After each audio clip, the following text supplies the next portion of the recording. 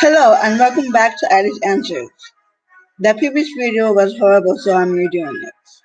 So as I promised earlier, I will not be wearing that much makeup. I'll be wearing what is authorized when you get to basic training, which is foundation, mascara, authorized as well, but I'm not sure.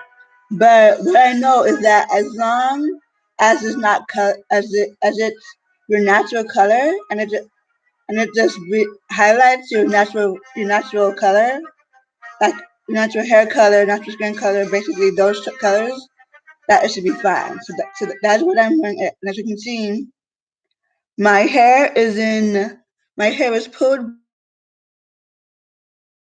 back, and it is low, and it is shorter than 3 inches long, than 3 inches.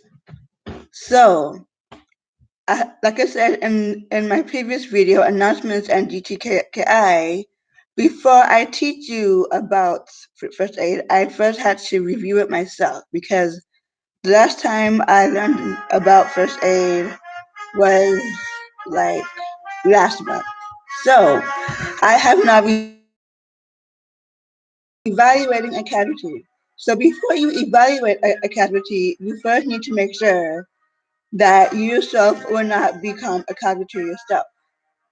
So basically, you use common sense.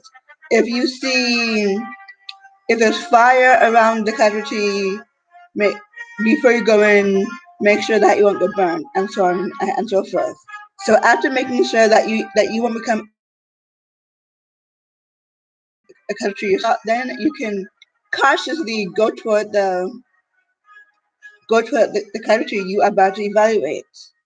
So once you have reached the cavity, you now need to see how responsive he is.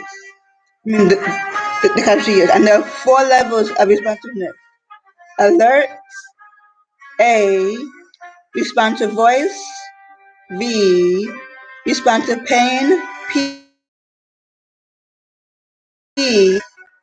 U.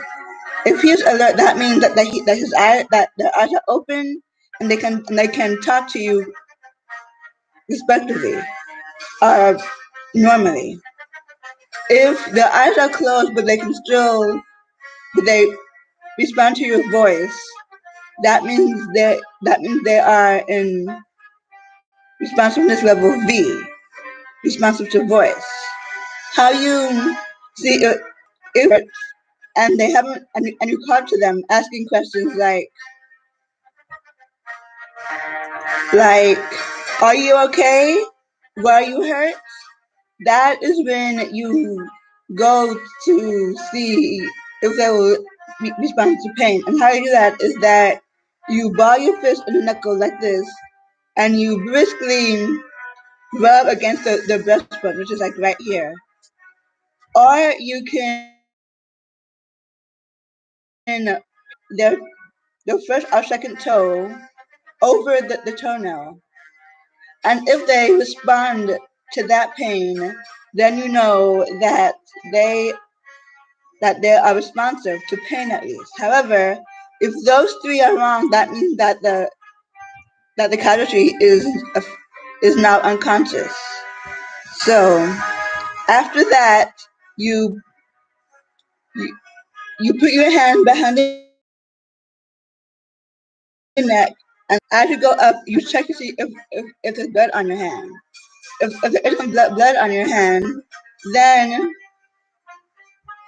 and if the casualty is laying on his stomach, you will then proceed to move him on his back. How you do that is you will slowly raise both their arms to where it is above their head like this.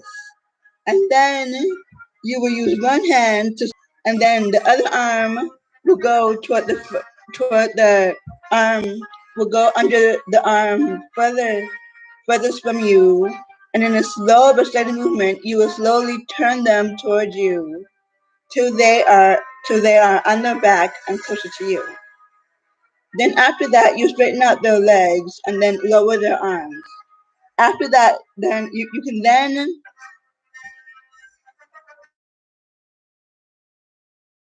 gently but arms and legs. While you're taking that, see if there's blood. The most worrisome blood is their stomach. So, so after that, after checking to see, after checking the front part of the body for obvious wounds, you will then use your arm on the furthest part of their, on the arm furthest from you, and slowly move them towards you. So then you can now check their back. And once you have done that, you have now completely evaluated the casualty for, as we know,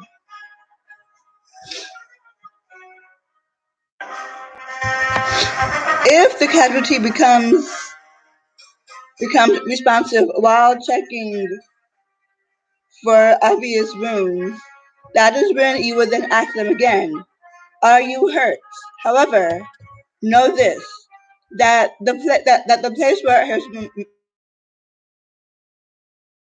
most is that needs immediate attention. Their arm could be hurting, but they could have a broken leg.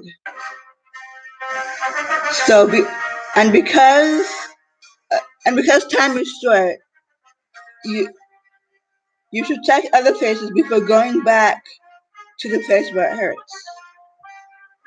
So after you have completed those steps, you have now finished evaluating the casualty for injury. Those 3 people who watched who watched the previous video and this video, and I will see you next time. Bye and have a blessed day.